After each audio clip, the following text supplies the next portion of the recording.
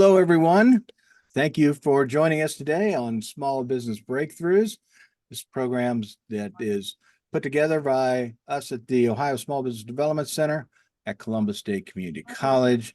We are here to bring experts in various aspects of small business together to discuss tips and tricks and things that they can bring to the table to help small businesses grow their business. I'm Mike Bowers. I am the director of the Ohio Small Business Development Center at Columbus State, and we're excited for today's program.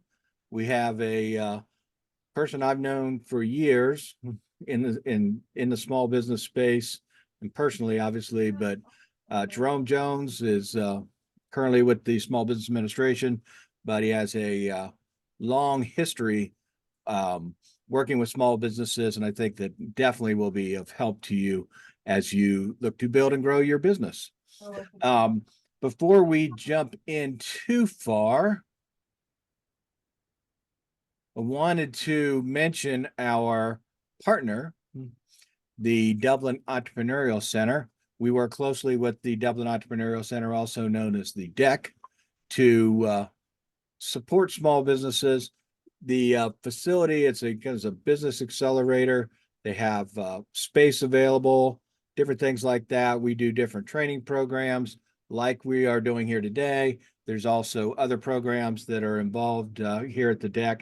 And, it's a great opportunity for small business owners that are maybe looking for a space, maybe trying to kind of move from working at home into a space, or maybe they're looking for an office. Maybe they just hired an employee or a couple of employees. They need some more space or something like this. It's a great location for individuals and businesses that are kind of looking to kind of grow into that space.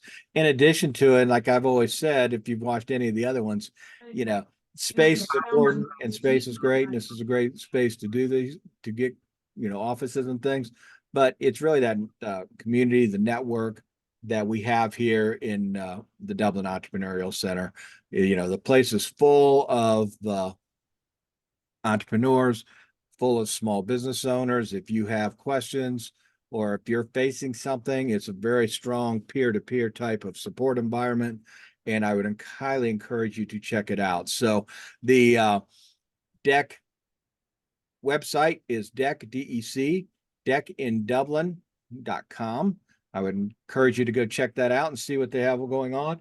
And if you're interested in more information about the DEC, about how you can talk to them about possible space, different things of that nature, I'd encourage you to get a hold of Grady Fultz. Grady's unable to join us today. It's Grady, Grady dot Fultz, Fultz, at dartpoints.com. So I would encourage you to check that out and see if there's something that maybe they can help you with here at the Dublin Entrepreneurial Center. So let's move on. I see we have a lot of dignitaries in the office today. We have Mike Stater from the SBDC down in Lebanon. I mean, he's a star. We'll probably have to ask him to answer all the questions. We have a lot of other people that I've seen, and I'm excited to have everybody join us today. So, but when we talk about stars, we got to talk about Jerome Jones, obviously. So, like I said, I've known Jerome for, I don't even know how long. It's been years and years. It's always funny. We have our YouTube channel for the SBDC, which, by the way, you can find this episode of Small Business Breakthroughs by the end of the week on our YouTube channel, and you can see an archive of all the previous episodes. But every now and then I'm just watching YouTube and they get, things you should be recommendations, I guess. And it pops up some video of Jerome from like 2009 when we were doing stuff here at the DEC. So Jerome got a long history in working with small businesses, and Jerome has in the past has worked for us at the SBDC. So we were very happy to have him, and he was a great resource, and actually still is a great resource for us. So, Jerome, thanks for joining us today. Thanks for having me, Mike. And why don't we just start out? You can kind of give your superhero origin story here and just kind of tell us a little about your background and your history, and then we'll kind of launch into talking about, the SBA and small business stuff and different things like that. Sure, sure. So, I consider myself a reformed banker. I started doing business lending on the public sector side for the city of Columbus in 1995. Uh, I left there after a couple of years, went to a CDC and started doing 504 loans. SBA, and I'm going to touch on all of our loan programs here later. I then went to uh, back into banking, this time doing commercial lending as VP of commercial lending at KeyBank at the time. Then I went to Telhio Credit Union and I started their business lending area. They're now one of our top three SBA lenders in the country. So I take credit for planting that seed. True or not. I've worked at ECDI, which is a micro lender, the only micro lender in the state of Ohio, and presently number one in the country. And I'll touch on that program as well. Went to SBDC and then over to the SBA. That covers about the last 30 years of my life. So that's enough. Yeah, and that makes you what, 45 years old, something like that. 44, but you're close. Okay, I thought it was close. So that's great. I mean, I don't know anybody that's got more experience, and especially on the lending side, but you got to get the business ready too. So it's not just, hey, go get a loan. There's a lot of work that gets to be done to prep people and prep the businesses and different things like that. So why don't we go ahead and launch in? Why don't you give me an idea, what is the SBA, and, what is some of the stuff that they have? They have, as you mentioned, there's a variety of different loan programs, but there's also, some other programming that they do that kind of supports small businesses. Sure, sure. So, uh, what we're most widely known for is lending. And ironically, there's no lending that we do directly. So it's very ironic that that's what we're most widely known for. But we have a very robust program called the 8A, the number 8 and the letter A, business development program. It helps small businesses, particularly disadvantaged businesses, gain access to federal contracts. So every federal contract has a portion, a percentage of it set aside for 8A recipients. And keep in mind that the U.S. government is the largest purchaser of goods and services in the world. There's almost nothing that you can think of that the government doesn't buy. So this helps you gain access, and I can speak from personal experience. I met with the company. This has been some years ago. I only think I was at the SBDC at the time. And the gentleman was doing about $800,000 in revenue, helped him put together some financial projections, and he hooked up with a mentor. And in the next 4 years, he was doing just under $10 million in revenue. So the program does work. It does work very well, but it takes some work on your part. Shonda Harris here, who's one of our business opportunity specialists that helps with that program, described it perfectly. I told her I was going to steal this quote from her. Getting an 8A certification is like getting a deer hunting license. It doesn't promise you a deer. You still have to hunt. I said, oh, that's perfect. So it's kind of how that program works. And also our economic development specialist here kind of put together some programming for small businesses. So you check our website, there's always something that they have going on to assist small businesses as well. Okay, great. Did want to mention, I think Bruce put it in the chat here. If anyone has questions, feel free to put those questions into the chat, and we will look to answer those. Also, keep an eye on the chat, because Bruce Walters from our team at the SBDC also is great at adding the links and adding different things about that we're talking about that you can connect to and different things of that nature. So I'm glad that you mentioned the 8A program, Jerome, because I think that, a lot of people certainly don't know that. And it's a great program that the DSBA has, and it really can make a difference.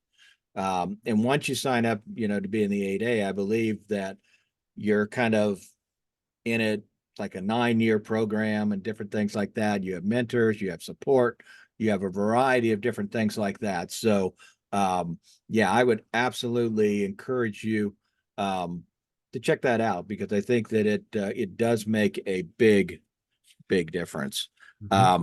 Also, Jerome, I don't know what other programs you were going to mention, but the SBA does a lot of different things other than their traditional lending support, which we'll talk about. We have the was export loan programs. Export loans, so they fall under, and I was going to touch on that briefly when we got to the 7A program. So it's if the business exports or gets 10% of its revenue from exporting, they qualify. It's still just a guarantee program, so it still goes through the lenders, any SBA approved lender. And at this point, an SBA approved lender is 99% of every bank and credit union out there. Since the pandemic and the PPP loan program, the number of lenders that weren't doing it or hadn't done SBA lending in a long time realize that SBA is not the devil. They're not so bad. We really can help small businesses with that program. And Dave and I, who's my counterpart here, Dave Townsend, we actually set a record for 2 years in a row for adding new SBA lenders. So 2022, we added 7, 2023, we added 6. Normally, you're lucky to get 1 in a year. So the people are realizing the benefits of SBA lending. I didn't want to launch into that too fast, but I also wanted to mention, you're talking about resources and help for small businesses. I would be remiss if I didn't mention the SBDC network. I can't tell you how many people don't know or don't take advantage of the SBDCs. There's almost nothing that a small business needs that they can't help you with. I don't want to launch into my tirade about the importance of a business plan, but a business plan is a must. Obviously, any lender is going to need that. I'll tell you about some at the end that don't, and there's a reason why they don't. But you need to do that, but not for lending. You need to do that to make sure if this is a good idea for you. Also, our SCORE network, the WBCs, the Women's Business Center, which are also housed at ECDI, and the VBOC, our Veterans Business Outreach Center. Kind of similar services to the WBC and SBDC, but these are only for veterans. So veteran spouses, or widows of veterans can take advantage of that. They're actually housed out of Flint, Michigan, but they cover Michigan, Ohio, and I believe Indiana. I was going to mention that too, the veterans program. So the SBA now is responsible for the veterans certification program. Is that correct? That's correct. So through our website, and to be certified as a veteran-owned business, you just go to the website and you put in your DD 214 just to state that you are a veteran, and you become a veteran-owned business. Now, that's a different certification from a service-disabled veteran. For service-disabled veterans, there's actually a set aside in contracts for service-disabled veterans. That's more of an in-depth certification process. You have to demonstrate that you are a service-disabled veteran. And for those, you can actually get contracts based upon that certification. Okay. For individuals that are interested in more information on the veterans program, number one, SBA.gov is a great website. I mean, there's so much stuff there. It is, I don't want to say it's overwhelming, because it's not, because you can do the search function, but there's just is immense amount of information for the small businesses. And if you are a veteran or service disabled veteran, a lot of information there. Obviously, we have in Ohio a program called Apex Accelerator, which does work with individuals that are looking to do contracting with the federal government. They are kind of a partner organization, and you'll maybe hear today, you've already heard a little bit of it. There's a lot of acronyms, there's a lot of things, groups and stuff like that help small businesses. But if you're really interested in that, that's a great group to connect with. And is there anything at the SBA office or at your office in Columbus that they contact is related to that program? So they have an office here, but they generally meet elsewhere. So it's just kind of a home base. Yeah. But they meet you where they need to meet you. Same with Score. Score has an office here. I haven't seen them here since I've been here because it's just easier to meet the small business where they are. Yeah. Rather than come downtown. We're located downtown now, so you have to find a park. You have to, go to our building, catch an elevator up to the 13th floor. That's a lot of work when you just sit at your own office and then they come to you. So Yeah, absolutely. Absolutely. So let's kind of jump into the lending part of the SBA. So a couple of things. It's always amazing to me. So what is this? 2024, right? mm, I still hear people occasionally come and think that they have to get 4 turn down letters from a bank to be able to get an SBA loan, one, and two, that they go to you to actually get the loan. And none of that hasn't been the case for probably 30 years. yeah. All of those things are urban legends, I'll call them. Yeah. You don't have to get four turned down letters. You can go to any SBA approved lender and get an SBA loan. Uh, and as far as coming to us, we don't have any funds that we lend directly. And another thing I want to put a stop to right now before we get too far into the funding, there are no grants. We don't have any grants. We don't even discuss the G word usually. I don't even say it out loud. We did have some during the pandemic. Those are long gone. We have no grants, and really you don't need grants. You shouldn't need a grant. If you need it to operate your business, it's probably a bad business model. And of the grants that are out there, I haven't heard of any that are for a for-profit business. And actually, you can't get an SBA loan if you are a nonprofit business. You have to be for profit to access government funding or SBA funding, I should say. Yeah, absolutely. So let's kind of jump in. One, however you want to do this. So if you want to talk about the programs first, or do you want to talk about kind of the SBA? Because I think there's still confusion, and I think you've put it the best to me in the past what the guarantee means. Because I Sure. get people that come in and they think the guarantee is collateral, and the collateral it's not. And they don't understand that piece. But again, I think your explanation for that is one of the best I've ever heard. Absolutely, absolutely. And I'll just start talking about the SBA 7A program. Like I said, it's the most widely known and utilized program because it's administered by all of the banks and credit unions out there where you go for money anyway. So the way the program works, we guarantee the bank's loan. But this is how that actually works. Let's say the bank lends your small business $200,000. You want to use it for equipment and working capital. And you get the loan, everything looks good, everything's going fine. 4 years in, you realize like, man, this is not working out. You can't repay the loan, you default on the loan. Well, that lender, because it's $200,000, they're going to take collateral. They have to have some kind of collateral. Doesn't have to be $200,000 worth, but they're not going to do it unsecured. So they're going to sell the collateral, get as much as they can. If there's still a shortfall, they're going to go to all 20% or more owners because you have to guarantee the loan and see what there is to get from the owners. If there is still a shortfall, they would bring that amount to the SBA and we would they honor the guarantee and pay them 75% of any loss that they incur.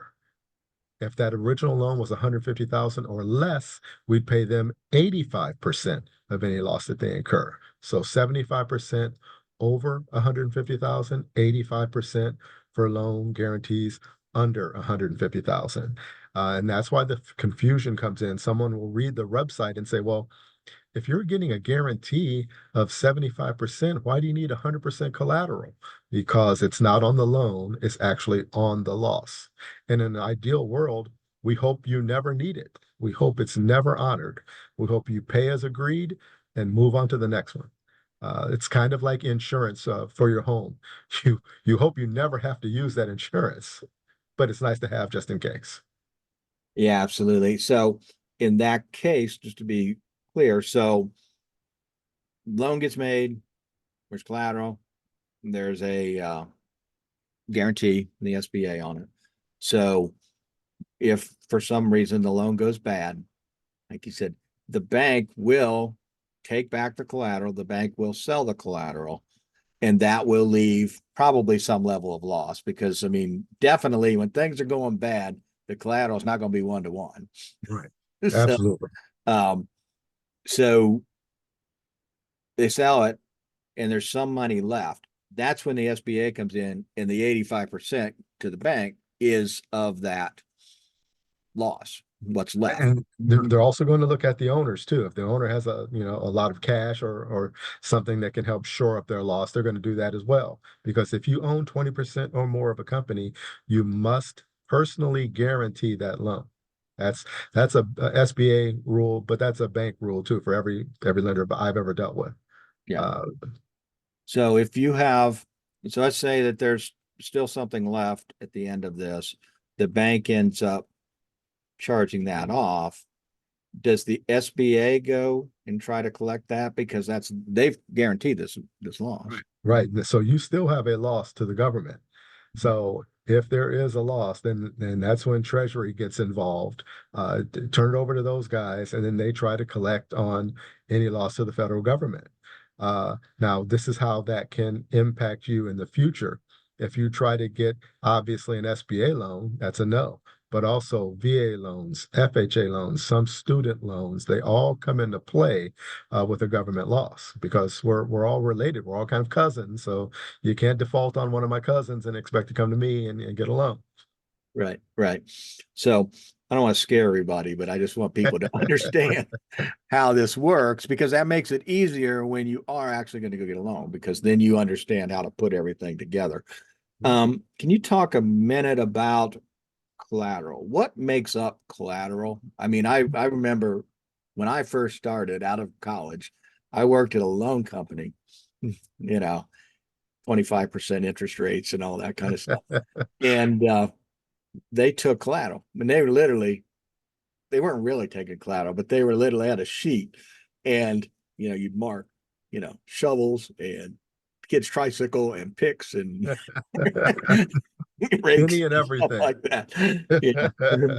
Yeah. So, from the SBA standpoint, now keep in mind if you're buying a single piece of equipment, that collateralizes itself. If you're buying a building, that collateralizes itself. The issue with collateral comes up when you need working capital, and every business needs some kind of operating capital, particularly if you're starting up. That doesn't act as its own collateral. So you have to find something to collateralize that portion of the loan. Right. Now, SBA doesn't require one-to-one collateral coverage. So if you need $200,000, we don't require $200,000 in collateral to do the loan. It's great if you do have it, but it's not an absolute requirement. Get close. Obviously, get as close as you can. And if that's the only weak leg on the stool, so meaning you have good personal credit scores, good cash flow coverage, uh, uh, a good sound business plan, but collateral is a little bit weak, you can still use the SBA 7A loan program. That won't be an issue. But I use the analogy of legs on a stool. If one of those legs is weak, you're probably okay to sit on it. If two of those legs are weak, it's probably going to be a problem. Right. Absolutely. Um, so I think a perfect example of when there's challenges, and a lot of people don't get this, and this is where I see a lot of this, hey, there's a guarantee, is when you are doing leasehold improvements. Mm-hmm. Yeah, because so with leasehold improvements and what those are, in case you didn't know, if you're leasing space and you have to do improvements for your business to go into it, those are considered leasehold improvements. We do take those as collateral. However, what good are they if you have to go in and take them out? Can another business use it? How easy is it to sell them? So they're discounted quite a bit. All collateral is discounted, to Mike's earlier point, in the event of a fire sale, particularly in one of my favorite industries, and that's restaurants. Uh, Restaurants, they always want to get new tables, chairs, equipment, and that's great. I get it. Uh, but in the event of a fire sale, that can sell for 10 cents on the dollar, and there's always a glut of it on the market. There's actually an entire industry that's around reselling restaurant equipment. So with leasehold improvements, yes, we'll take them as collateral. It's not the greatest collateral. There's usually other issues that come up. Also, when you lease space, the landlord has to sign what's called a landlord waiver, allowing the SBA to get that collateral in the event that they stop paying rent. And that sometimes is an issue. The landlord obviously wants to get paid too. So just keep that in mind. Yeah. Again, when we talk about the SBA, we talk about why the SBA is there. Why is the SBA, you know, doing these guarantees and different things? And again, I know you and I have talked about this quite a bit in the past, and think of it kind of as a cash flow lender, right? Mm-hmm. You can go to the SBA and that will allow you to improve your cash flow. So if you think about, if you go get a loan, traditional loan without an SBA guarantee, then you may be having to put down 25, 30%, something like that. You can go get an SBA guarantee, and now all of a sudden you're only putting down 15, 10%. something like that, right? Mm-hmm. And what's that mean? That means your cash flow should be better because your payment, or you're not going to be having to pull so much money out of your pocket to actually put money down on this loan. You still have that to use for the loan. And I think it's the same thing on the payment, where I think the SBA guarantee sometimes will allow an extension of time. Mm-hmm. So Mm-hmm. instead of maybe a 15, we can get it up to 20 or something like that. Because of 25 on real estate. yeah. So that allows you to have a lower payment, which Mm-hmm. means that less money out of your pocket going to make the payment, more money in your pocket to actually build the business. Greater cash flow, greater cash flow. And while we're talking about cash flow, remember this number, 1.25 to 1. What that is a typical debt service coverage ratio that a lender looks for. All that means is you have $1.25 in cash to cover every dollar of debt. That's a nice, comfortable cash flow coverage for a lender, showing that there's about 25% wiggle room in there. The greater, the better. So if it's more than 1.25 to 1, say it's 2 to 1, that means there's $2 in cash to cover every dollar of debt. So those are all bonuses. So when you're putting together your business plan and your financials, and one of the questions that I knew Mike was going to ask, and it's always what the first thing that a lender does, write this down. The first thing that a lender does is look at the financials. Because if you can't credibly show a lender that you can repay that loan, there's no need to look at the marketing plan or your social media, your collateral, or even your personal credit scores. Because lenders, conventional lenders, want to be repaid by cash flow. No one wants to sell your collateral. It's a hassle and it's an expense. They want you to repay the loan. So the lender wants to look at your historical, if you're an existing business, historical financials, and ideally your historic tax returns. So a lender will ask you for the last 2 or 3 years of tax returns to see what they look like. It's very easy if you can demonstrate through historical tax returns that you could repay that loan. So you don't need to make any changes going forward. You don't have to have financial projections that are drastically different than what you've done historically. Now, with the SBA, you can do a loan based upon projected income. Obviously, that allows us to do startups, which have no historic financials, and business expansion. So there's going to be significant change to the business structure. So that allows for projections. But if it's an existing business and you need $500,000 and really there's no change, it's going to be hard to credibly prove that you're going to double sales. Now that's up to how you present it in your business plan to the lender for the lender to get comfortable with it. If you're buying equipment that is going to drastically improve your capacity, that's a reason. If you're going to get this money and it's going to help you access a government contract or a contract that you don't currently have, and that will increase cash flow. That's a credible reason. Those are good, but can't go to the lender and says, yes, I'm going to double sales. I'm just going to work smarter and harder. That's a tough sale. That's right. And I'm going to do an SBDC commercial here real quick because the things that Jerome's talking about, working on these projections, they need to make sense. Okay. And you've got to be able to back it up. So his point, you just can't say, okay, I've had this much revenue last 3 years and I'm going to like quadruple it. And then these projections, I mean, anybody can do the math. The math's not the problem. You got to be able to say why this is happening. Right. And a lot of times where that happens in a business plan is in the narrative component of the business plan. So you're going to have the financials and you're going to now have the narrative piece. So when you take it to a banker, it depends on the bank, but for the most part, you're going to take it to a banker. They're going to do whatever they do, but ultimately it's going to go to an underwriter. That lender that you're talking to may not have a lot of access to that underwriter.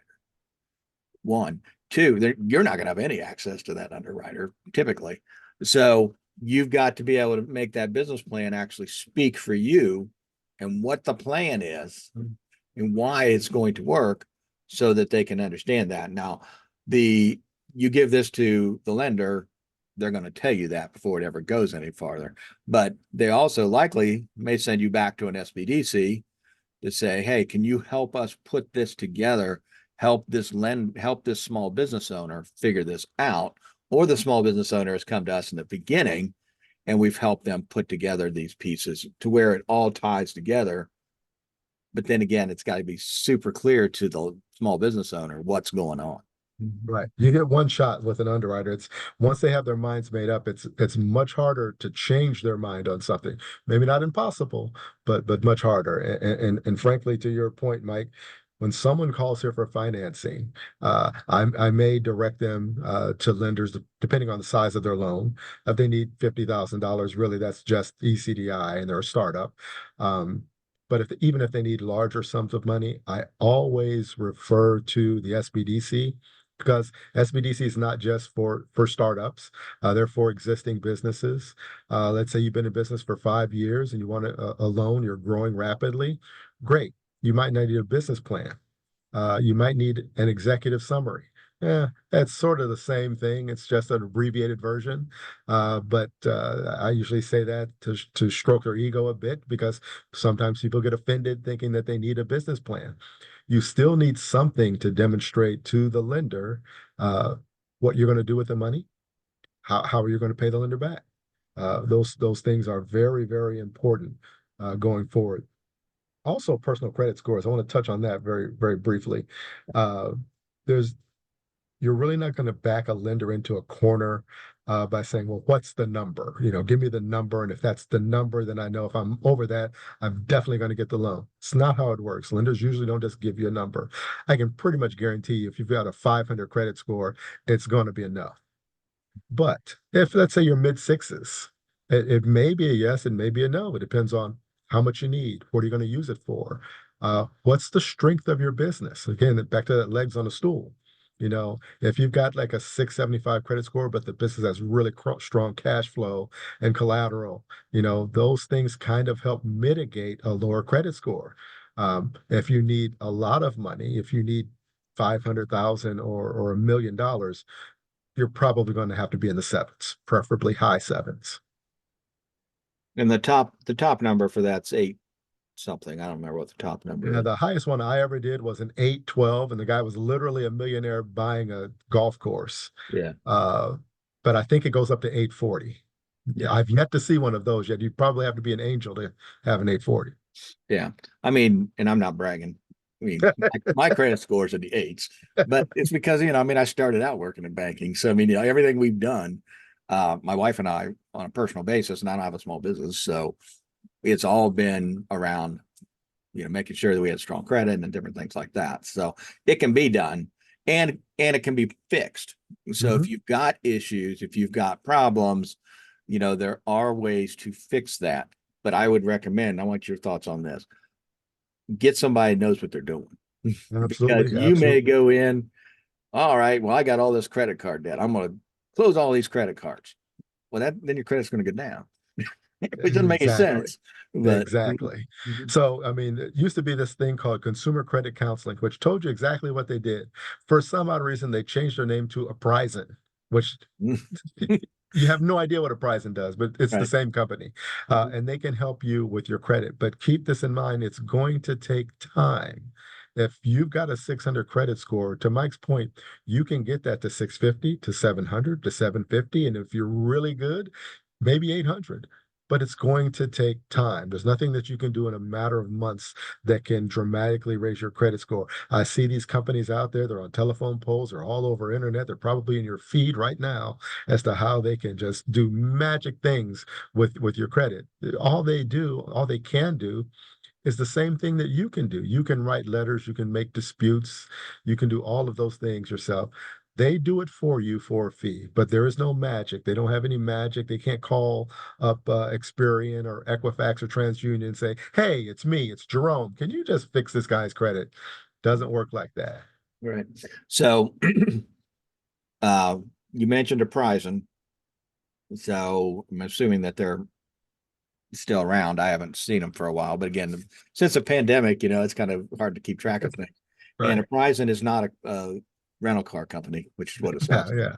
There'd be a better name for I know, but that's a great place to go. And again, that was formerly consumer credit counseling, and they can kind of go through that stuff with you.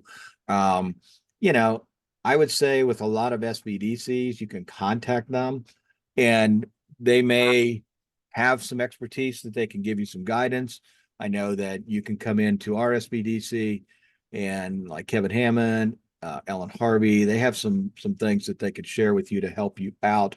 Um, and if they don't have it, you go to an SBDC and they don't have it, they probably know who to connect you with on those types of things. So there is a technique to making this work, but it does work, and you can rebuild your credit, but you got to be cognizant of that. I it. think that's important. Um, so I think that's critical. And Bruce has put Prison's website in the chat, so that's great. Um, I do want to ask Mike a question. Mike Stater, are you still around there? I see you're off camera. Let's see if I can get Mike on here, because he's got a lot of knowledge too. I want to get him to jump in here real quick if we can. Okay. But while we're waiting to see, he's probably, having lunch or something, because from my understanding, at his SBDC, it's like this huge banquet all the time. It's I'm just, gonna have to plan a visit. I know it's the best. Um, so let's talk about some more things here as it relates to the loan products. So you Mhm. mentioned the 7A loan. So Mhm. one, I think is important. If you're going to go to a bank, do you need to be able to go in and say, "Hey, I need a 7A loan," or "I want a 504 loan"? How important is it that they understand the numbers, the names, versus kind of what it is? So a good lender is going to know all the SBA programs, number one. Number two, it doesn't hurt for you to do your own research.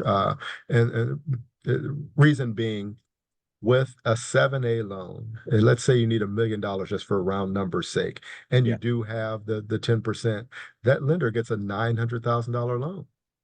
Now, with the 504 program, which is primarily used for real estate. You can use it for equipment, but it's very limited, and I've never seen one done in our area.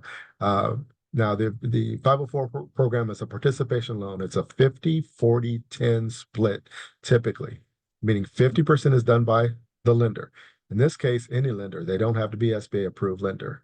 10% equity injection or down payment from you as the borrower, and 40% is done by a CDC. In our area, we have two in the Columbus area, one in Dayton and one in Cincinnati. They do that 40% on behalf of the SBA for you. Now, the advantage for you with that 40% is that it's a fixed rate for either 10 years or 20 years or 25 years. The reason that it's rarely, if ever, done for equipment is that there's not much anymore in the way of a single piece of equipment that has a useful life by IRS standards of at least 10 years. And that's the shortest term. So it's usually done for real estate 99.9% of the time. And it's a great program for real estate. But if you take it to that same lender, and you talk about the 504 program now, instead of them getting a $900,000 loan, they're only getting a $500,000 loan. So there's not a lot of incentive for the lender to bring that up. Not to saying that none of them will, but as a past commercial lender myself, you have a loan goal, and that becomes very important to you. And if the borrower has the financial wherewithal to do an SBA loan, 7A loan, that means $400,000 more to the lender. And a 7A loan can be used for anything: real estate, equipment, working capital, lines of credit, literally any legal business lending purpose. So there's definitely a place for the 7A loan. And while I'm at it, let me throw this last loan out there. That's the SBA microloan program. It's administered by ECDI exclusively, Economic and Community Development Institute. It's where most of the businesses that call me need to start. Most businesses don't need $500,000. And once I tell They them want that 500,000. they want it, and once I tell them that, well, 10% at least has to be your own money. If it's a startup, it may be 20%. They do the math, and just 50,000 or $100,000. I don't have that much money. And then we get down to brass tacks and say, okay, how much do you really need? And usually that's under $100,000. So the best place to go for that is a micro lender, and that's ECDI. But like I said earlier, whenever I refer them, I always refer the SBDC, because you have to go in there with a very sound business plan. And it always helps, and it cuts down on your time. And the ECDI or any lender is not back and forth with questions. And then you answer those questions, which bring up other questions. If you go in there prepared in the first place, it's a greater chance it's going to get done and get done quickly. So just be prepared. The last Yeah. thing I'm going to say about a Yeah. lender is beware of some of the alternative lenders out there, particularly if you're an existing business. You will get these emails or letters reaching out to you, some text even. We can get you up to $500,000 in 4 days, no credit score, no business plan. Well, yeah, they may be able to do that, but they look at how much money you have coming in and out of your checking account, or how much money you have coming in credit card receipts. Really dangerous for restaurants. They will do that. They may do that. However, they take money out of your account every single day, right off the top. So keep that in mind. If you get approached to doing that, it's hard to do some sound financial lending and turn around and give someone money in 4 or 5 days. Just that's a cautionary tale.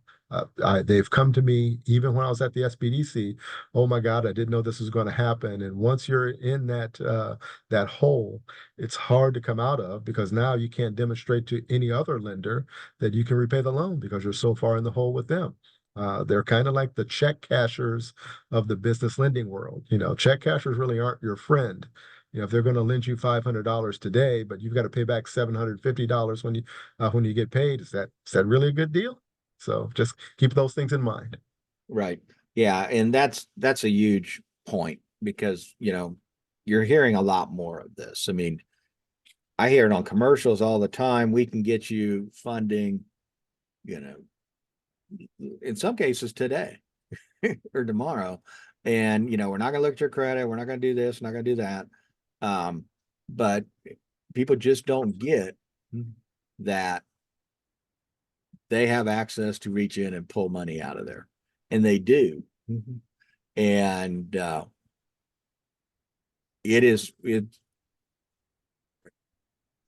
want to say they're all bad, but they're going to do this. So, just be cognizant of what's going on. And, and I think you're right in some cases. And Estelle put it in the chat. I mean, Estelle, in a lot of cases, it's predatory. And, that's where getting some advice, take a step back and call the SBDC, call somebody, even, Jerome will talk to you. He's a nice Absolutely. guy. Be glad to. So, just do that, and just make sure you got all your ducks in a row before you go down that path, because that can be a problem. And so you talked about the 504 loan. It's a great deal if you can make it work, because you're going to get, a fixed portion. And so it's definitely something to take a look at, but again, it's not for everybody. And what's your experience if you're thinking 504, do you go to the CDC or do you go to the bank, or where do you go first? Oh, you can go directly to the CDC. There's not a problem with that. And the CDC can definitely find a lender. And there are some lenders that may have a greater appetite for whatever industry you happen to be in. I always badmouth restaurants. Mike and I always laugh about it. I mean, not all restaurants are bad, and some lenders will look at a restaurant more than others. Mostly franchises. Jerome's Pies is going to be a rough sell. But if Jerome was buying a McDonald's franchise, I'm going to get a lot more credibility. I'm definitely going to get a meeting with a lender, that's for sure. Yeah. Has the SBA changed their stance on franchises? Is there still a franchise list? There's no longer a franchise directory, so to speak. We had Yeah. put together for years and years approved franchises, and, Right. and one of the main things that they did with a franchise list is make sure that the franchisee had more control than the franchisor. Okay. Because we wanted to lend to the business and not a big franchise conglomerate. So there's no longer a list, but if it's a new franchise, you do have to send the franchise agreement in to make sure of what I just said. So still have to do that. Okay. Yeah, because I had, like you said, for years, there was always been, here's a list of approved franchises. These will work, these won't work. But I had heard that they had made this change, and I hadn't got a chance to ask you about it. So that's good. That's interesting. What else do you think somebody should be thinking of if they're thinking about funding? So let's say they're earlier stage. We're not even going to go back clear to the startup piece, but the earlier stage, maybe they're 6 months to a year in business or something like that. Things are going okay. But now they're thinking about, looking for funding. What kind of advice would you give people?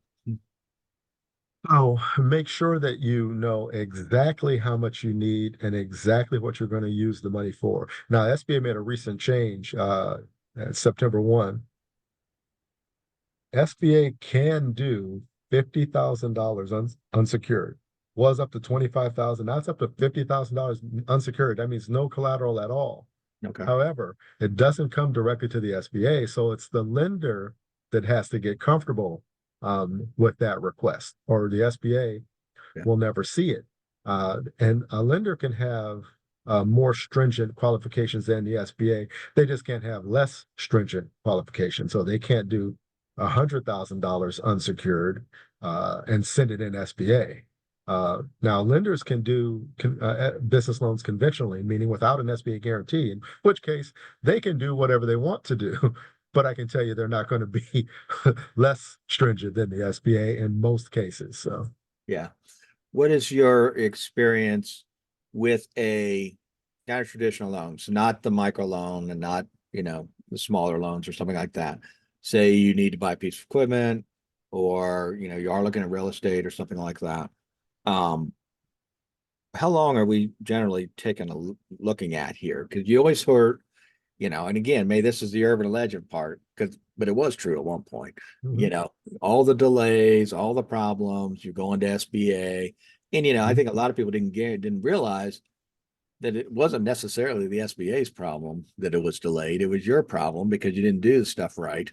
Oh, And they'd mhm. say, fix this, and you do it, and they don't fix it right, and it takes them 3 weeks to get it back, and all of a sudden they're complaining, well, I don't have my loan.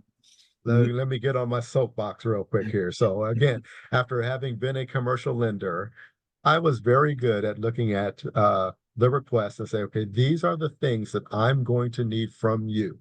There's a whole checklist of things. Usually have 9 or 10 things altogether. And you get me back 6 of those things. In your mind as the borrower, the clock is ticking. In my mind, the clock isn't ticking until I get all of the things that I asked for, because I know what my underwriter is looking for. I know these are the things that they need to make a decision. So, and to your point, if it's taking 4 weeks and you still don't have an answer, and you call me, I say, well, did you get me? Oh, well, I'll get you that. But and again, in your mind, it's already been 4 weeks. Well, no one's even started looking at it yet because you haven't gotten me all the things that I need. So a lot of the onus is on the borrower to get all of the things that are needed. And a good loan officer will tell you exactly what you're going to need. And it's different for different stages in business, it's different for different industries. If it's real estate involved, an appraisal is required. Well, that's out of everyone's control. It's up to the appraiser and how busy they are. Typically, a lender is going to have a list of at least three appraisers that they'll send to you. If you're acquiring a business acquisition. There may be a business valuation that's required, which again is like an appraisal, but instead of for real estate, it's for the value of a business. So they look at the financials and a number of other factors to give the business a value. That takes some time. So those are outside of everyone's control. It all depends on how soon it can be turned around. So all of those factors come into play. I would say on average, if you get a lender everything that they need right out of the gate, you should be able to get an answer back depending on the loan amount. If it's under $500,000, they can do what's called an express loan. They can get you an answer back in a matter of days. Now, closing is going to take some time. They have to do whatever due diligence is required for that. If there is real estate involved, again, it's going to take a little longer. Appraisals, in my experience, are anywhere between 3 weeks to 4 or 5 weeks, depending on the appraiser and how backed up they are. So those are the factors that come into play when you're looking at time frame on approval. Yeah. And it depends on what you're doing. There's a lot of stuff here. I mean, Mike put in the chat, about environmental analysis. I mean, stuff, Oh, if you got to do that, it's going to take a minute. it's going to But take it's a got to be minute, done. and Mhm. it's going to be an expense. A business appraisal uh, can be anywhere between 2,500 to $4,000. A business valuation, I've seen them as high as $10,000, but it was for a very large business. They were trying to hit millions of dollars. For an EPA phase one, uh, that again can be a couple $1,000s. Yeah. Phase one is where they just look at what was on the property before to determine if there's any risk involved. Phase two comes into play. That's even more money. And they look at, okay, we found something on the property that could be a problem, a former gas station or dry cleaners, which use very deadly chemicals. Then a phase two is required. So they have to drill the soil in. Again, that takes a very long time. So, and added expense. So just keep those things in mind. It's not your fault. It's not the lender's fault. These are just things that have to be done. Yeah. I mean, that's a great point because there are expenses associated with this kind of stuff. And again, if we think about the build out and stuff like that, I mean, if a bank's going to seriously look at something like this, they need to have this architectural stuff and all of those types of things. You're going to have to pay for to get that done. Mhm. Now, maybe you can kind of work it around where you can like cover it after you get the loan or something like that. But you got to do that. You got to front that. Mhm. Got to front that. And I mean, if you find someone that's going to do plan specs and cost estimates on the if come, if you get the loan, good luck. I mean, because it's typically they have to do the same amount of work whether you get the loan or not. You know, if they've done the best job ever, but you've got a 550 credit score, you're probably not going to get the loan, and they did that for nothing. So I don't know many that are going to do that, but if you do, you know, hats off. Yeah, absolutely. Absolutely. So, um, Bruce, where do the people need to go? Because we have loan packaging programming, um, on demand business clinics, and obviously we have the other business clinics which are really good. I see Ambrose is on here. Ambrose Moses does a great legal business clinic for us. Um, I'll drop the link in there for our YouTube channel. okay. So yeah, absolutely. We have a lot of stuff on our YouTube channel which can help small businesses as they're working through and putting together different things like that. But we have a complete loan packaging program that Ellen Harvey goes through different things. And yeah, depending on what you're doing, obviously it could be a little different, but that pretty much give you an idea what you're doing. So that's great. So we are getting to an hour. I always tell people, everybody that's a guest on here, it's often, what are we going to talk about? Let's go an hour. What are we going to do? I mean, it goes pretty fast. We'll go through. Jerome, let's kind of wrap up here. The folks that we have on here, the folks are going to get on YouTube. What's kind of one thing that you would tell folks to do, right away if they're thinking about getting funding within the next 6 months or so?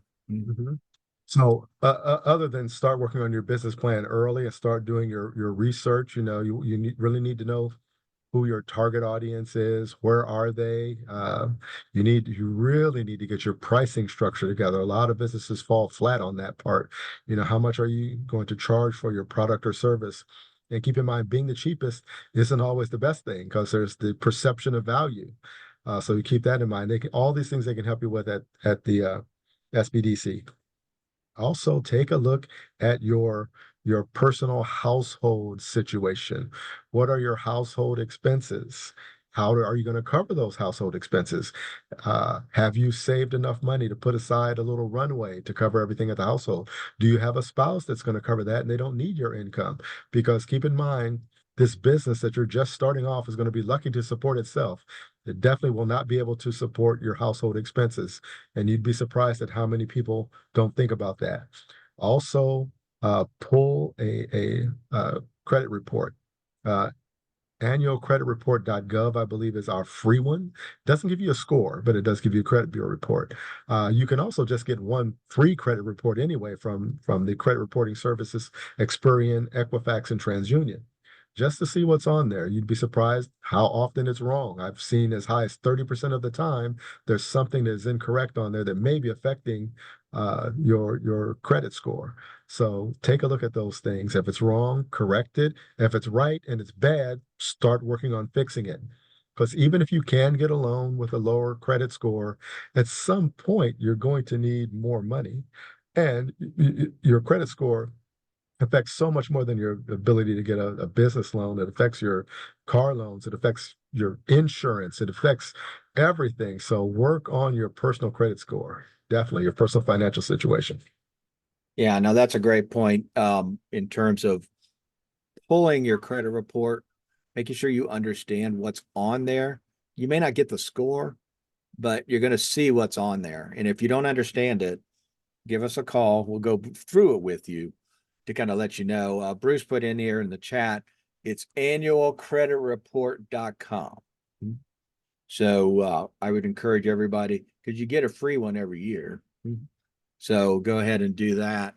And then Trump said you can reach out to the credit reporting agencies and different things of that nature, especially if you see there's a problem. And I will say this, you may be fine on one and problematic on another. Mhm. So you need to look at all of them to really make sure that what you got going on. So, all right, great. Well, we're going to go ahead and wrap up. Jerome, thank you for jumping on here. I really appreciate it. Time. Your wealth of knowledge and information, and definitely a go-to for me when I need something. You were the first number on my speed dial during the pandemic. Yeah, That those was were a some crazy long time. days and nights. There were often I worked till 11 o'clock at night and started at 7 in the morning. Those were Yeah. But again, thank you for everything you're doing here. We'll have you on another time to just spend an entire hour on restaurant financing. And we'll go from there. you know how I love that. That's right. That's right. You can tell some stories. So with that, we're going to go ahead and wrap up. I want to thank everybody who joined us today. Really appreciate you jumping on here. I want to thank everybody who gets on to the YouTube channel and checks out this and the other small business breakthroughs, because there's a lot of great information there for you. I want to thank Bruce Walters for his work and helping support what we're doing here. And I want to thank, obviously, the Dublin Entrepreneurial Center for their partnership over the years and everything that we're doing. And I encourage you to go to deckiandublin.com and check out what they've got going. So with that, I look forward to seeing everybody in the next session, which is June 27th.